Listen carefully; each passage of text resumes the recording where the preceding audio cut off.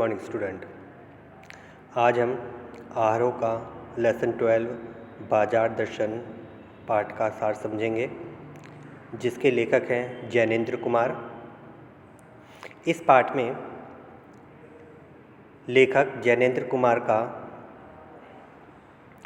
बाजार के प्रति दृष्टिकोण प्रतिपादित होता है।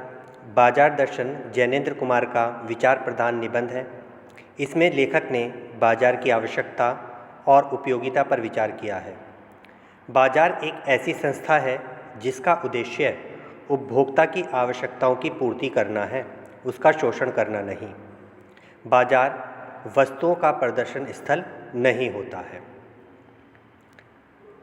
लेखक ने इस बात को अपने मित्रों के और अपने परिचितों के माध्यम से समझाया है। लेखक कहता है कि लेखक के मित्र एक मामूली चीज़ खरीदने बाजार गए थे। लौटे तो उनके साथ अनेक बंडल थे। इस फिजूल खर्ची के लिए उन्होंने अपनी पत्नी को जिम्मेदार बताया। स्त्रियां अधिक सामान बाजार से खरीदती हैं, यह ठीक है, किंतु पुरुष अपना दोष पत्नी पर डालकर बचना चाहते हैं। खरीदारी में एक अन्य चीज़ का भी महत्व है, वह है मनी बैग अर्थात पैसे की शक्ति। कहने का मतलब यह हुआ कि लेखक बताना चाहता है कि एक बार उनका एक मित्र मिला। उन्होंने अपने मित्र से पूछा कि तुम कहाँ जा रहे हो, तो उसने बताया कि मुझे कुछ छोटा सा सामान खरीदना है, उसके लिए बाजार जा रहा हूँ। लेकिन जब वह लौटा मित्र, तो लेखक ने उसके हाथ में बहुत सारे बंडल देखे, यानी पैकेट्स देखे। उसने पूछा कि भाई तुम्हें तो एक मामूली सी चीज़ खरीदने जाना था और तुम इतने सारे बंडल लेकर आए हो। तो उसने इसका दोष अपनी पत्नी के ऊपर थोप दिया कि मेरी पत्नी मेरे साथ थी और पत्नियों को फिजूल खर्ची करवाने की आदत होती है, इसीलिए मुझे ये सारा सामान खरीदना पड़ गया। तो लेखक कहता है कि पुरुष स्वयं भी वस्तुओं को खरीदता है, लेकिन अपने को बचाते हुए उस चीज़ का दोष अपनी पत्नियों पर डाल देता है।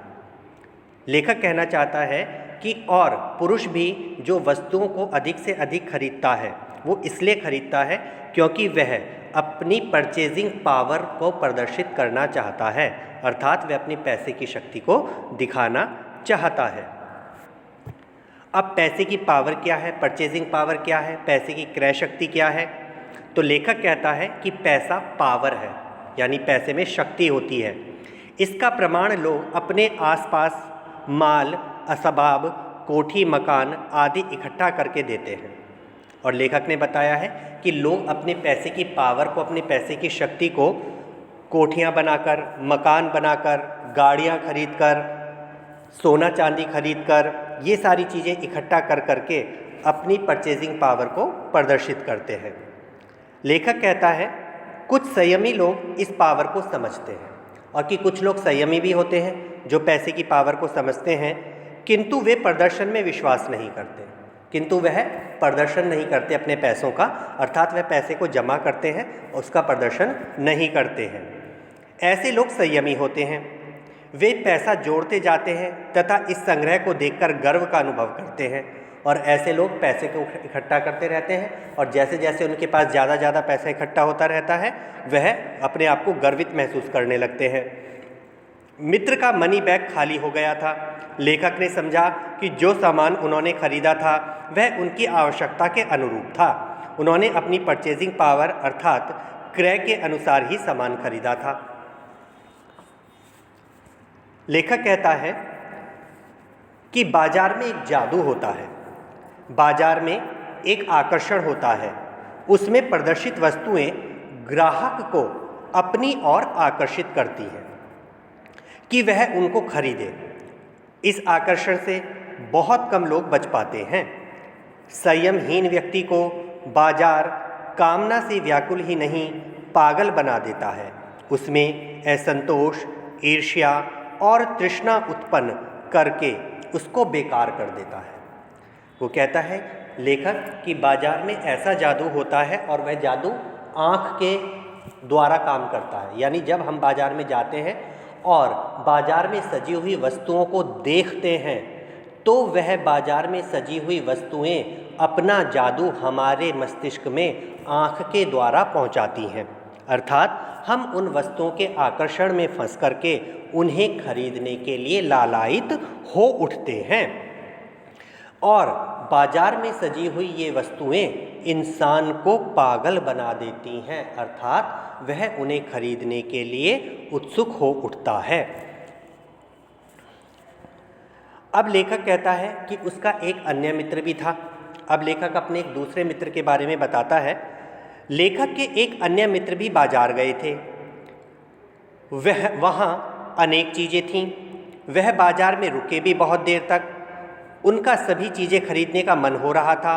सोचते रहे क्या लूँ क्या ना लूँ। इस कारण उन्होंने कुछ नहीं खरीदा, खाली हाथ लौटे। अब लेखक का एक मित्र सुबह बाजार गया कि उसे सामान लेना था, लेकिन जब वो शाम को वापस लौटा तो लेखक ने देखा कि वह खाली हाथ था, कुछ भी खरीद कर नहीं लौटा था। लेखक ने पूछा कि भाई तुम तो बाजार सामान खरीदने गए थे, फिर क्यों नहीं खरीदा? तो मित्र ने इसका कारण बताया कि बाजार में सब कुछ लेने का मन करता था।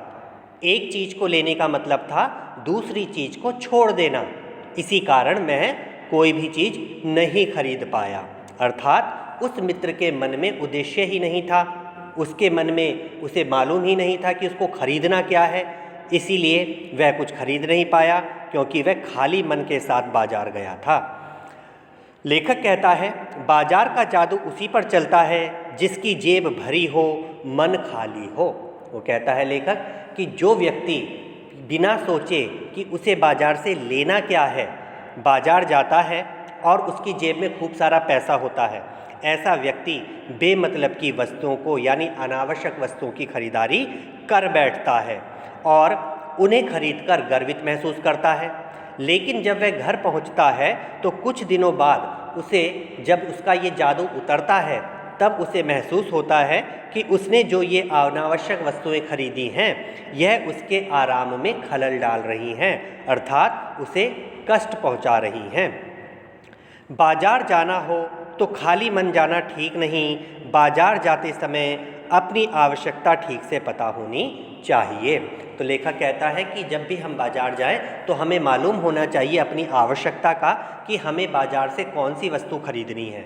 अगर हम बिना सोचे जाएंगे तो हम अनावश्यक वस्तुओं की खरीदारी कर बैठेंगे।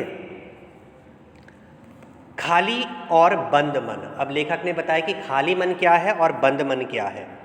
मन खाली ना रहे इसका मतलब मन का बंद होना नहीं है। लेखक कहता है कि आप अपने मन को खाली ना रखें तो इसका मतलब ये भी नहीं है कि अपने मन को बंद भी रखना है। मन के बंद होने का अर्थ है शून्य हो जाना, कि यदि हम अपनी इच्छाओं पर नियंत्रण कर लेंगे तो हम शून्य हो जाएंगे, और शून्य होने का अधिकार केवल ईश्वर को है, मनुष्यों को नहीं। इसीलिए मनुष्य को अपनी आवश्यकताओं को ध्यान में रखते हुए बाजार जाना चाहिए। ना तो मन को बंद रखना है और ना ही मन को खाली रखना है। अर्थात बाजार जाते समय अपनी आवश्यकता का हमें मालूम होना चाहिए। अब लेखक ने अपने एक परिचित के विषय में बताया है और बताया है एक भगत जी के बारे में जो चूरन बेचते हैं। तो लेखक के पड़ोसी चूरन वाले भगत जी हैं। वे चूरन बेचने का काम करते हैं। उनका चूरन सरनाम है। सरनाम यानी प्रसिद्ध है। वह नियत समय पर चूरन की पेटी निकालते हैं और उसे बाजार में बेचने चले जाते हैं। उनका चूरन तुरंत बिक जाता है, लेकिन वह केवल 6 आने का चूरन ही बेचते हैं और बाकी बचा हुआ चूरन बच्चों में मुफ्त बांट देते हैं। बहुत से लोग उनसे कहते हैं कि भाई तुम हमसे एडवांस ले लो और अपना चूरन हमारे लिए बनाओ, लेकिन मजाल है भगत जी पर पैसे का जादू चल जाए, वह किसी से भी इस तरीके का ऑर्डर नहीं लेते हैं। वह साफ मना कर देते हैं क्योंकि उन्हें मालूम है कि उन्हें क्या चाहिए। पैसा उनके आगे गिड़गिड़ाता है, भगत जी के आगे पैसा गिड़गिड़ाता है कि मुझे ले लो, मैं तुम्हारे पास आना चाहता हूँ। पर वो निर्मोही भगत जी पैसे को दुत्कारते हैं, भगाते हैं। कहने का तात्पर्य है कि उन्हें अपनी आवश्यकताओं का ज्ञान है, इसीलिए उन्हें मालूम है कि मेरी आवश्यकताएं 6 आने में पूरी हो जाती हैं, तो वो केवल 6 आने का ही चूरन बेचते हैं और बाकी चूरन बच्चों को मुफ्त बांट देते हैं। बाजार का जादू उन पर प्रभाव नहीं डालता। पैसा उनसे प्रार्थना करता है कि मुझे अपनी जेब में आने दीजिए, किंतु वह निर्दयतापूर्वक उसका निवेदन ठुकरा देते हैं। भगत जी बाजार से नित्य सामान खरीदते हैं। वह बाजार में सबसे हंसते हैं, बोलते हैं। वह बाजार में आंखें खोल कर चलते हैं, बंद कर नहीं चलते। बाजार में फैंसी स्टोर हैं, बाजार माल से भरा पड़ा है। वह सबको देखते आगे बढ़ जाते हैं और पंसारी की दुकान पर रुकते हैं, काला नमक लेते हैं, जीरा लेते हैं और फिर घर के लिए लौट आते हैं।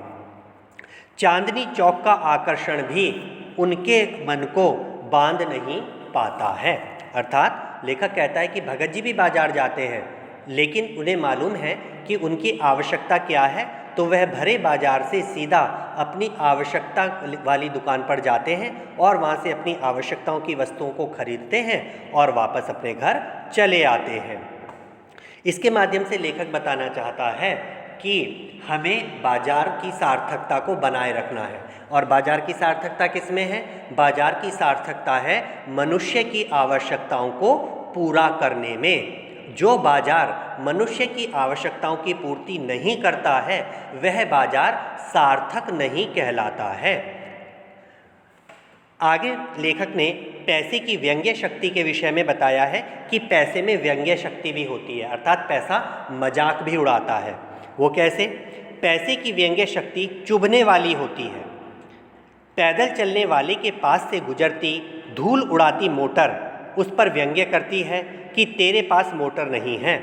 वह सोचता है मैं अभागा हूँ, नहीं तो किसी मोटर वाले के घर जन्म क्यों ना लेता। अर्थात लेखक ने बताना चाहा है कि पैसे में इतनी व्यंग्य शक्ति होती है कि वो माता पिता के प्रति भी व्यक्ति को कृतधन कर देता है, यानी उपकार ना मानने वाला बना देता है। क्षण भर के लिए हम तो मजाक में शायद इस बात को कहते हैं, बिना सोचे समझे इस बात को कह देते हैं कि यार काश मैं पैसे वाले माँ बाप के पास पैदा होता। लेकिन आपने सोचा है कि यह बात यदि हमारे माँ बाप कभी सुने तो उनको कितना बुरा लगेगा कि हमने अपनी इच्छाओं को मार मार के अपने बच्चों की इच्छाओं को पूरा किया है, उसके बावजूद भी मेरा बच्चा मेरे पास जन्म लेकर खुश नहीं है। तो इस प्रकार लेखक बताना चाहता है कि पैसे में व्यंग्य शक्ति भी होती है। पैसे की व्यंग्य शक्ति का प्रभाव चूरन वाले भगत जी पर नहीं होता। उनमें इससे बचने का बल है। यह बल उसी को प्राप्त होता है जिसमें तृष्णा तथा संचय की प्रवृत्ति नहीं है। इस बल को आत्मिक, नैतिक, धार्मिक कोई भी बल कह सकते हैं। जिसमें यह बल होता है वह बाजार के व्यंग्य से प्रभावित नहीं होता, निर्बल ही धन की ओर झुकता है। आगे लेखक ने बताया है बाजार की सार्थकता के विषय में, जैसा कि अभी मैंने आपको बताया था कि जो मनुष्य जानता है कि उसको क्या चाहिए, अर्थात वो अपनी आवश्यकताओं को पहचानता है, ऐसे व्यक्ति ही बाजार को सार्थकता प्रदान करते हैं। अनावश्यक चीज़ें खरीदने वाले व्यक्ति बाजार को अर्थहीन बनाते हैं। वह बाजार का बाजारूपन बढ़ाते हैं।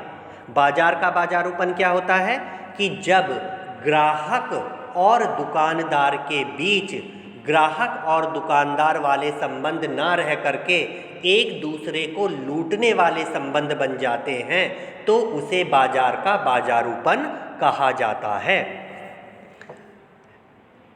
बाजारूपन बढ़ाने वाले लोगों के कारण बाजार का सामाजिक सद्भाव नष्ट होता है।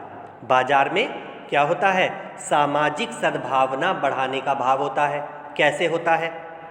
देखिए, बाजार जो है ना तो लिंग, ना जाति, ना धर्म, ना क्षेत्र किसी को नहीं देखता। वह सब व्यक्तियों को एक समान मानता है, चाहे किसी भी धर्म का हो, किसी भी जाति का हो, स्त्री हो या पुरुष हो, या किसी भी क्षेत्र का रहने वाला हो। जिसके पास पैसा है वो बाजार जाता है, दुकानदार उसको सामान देता है। वो पहले उसका धर्म, उसकी जाति, उसका क्षेत्र नहीं पूछता। इस प्रकार बाजार सद्भावना निर्मित करता है। क्लियर? जो लोग बाजार का बाजारूपन बढ़ाते हैं, ऐसे लोग बाजार में मानवता को मिटाते हैं। ऐसे बाजार का पोषण करने वाला अर्थशास्त्र पूर्णतः उल्टा है। ऐसा शास्त्र अर्थशास्त्र नहीं बल्कि मायावी शास्त्र है। ऐसा अर्थशास्त्र अनीति शास्त्र है। इस प्रकार लेखक ने बताया है कि बाजार में जब जब ग्राहक और दुकानदार के बीच एक दूसरे को लूटने वाले संबंध बनेंगे, तब तब वह अर्थशास्त्र ना रहकर अनीति शास्त्र बन जाएगा।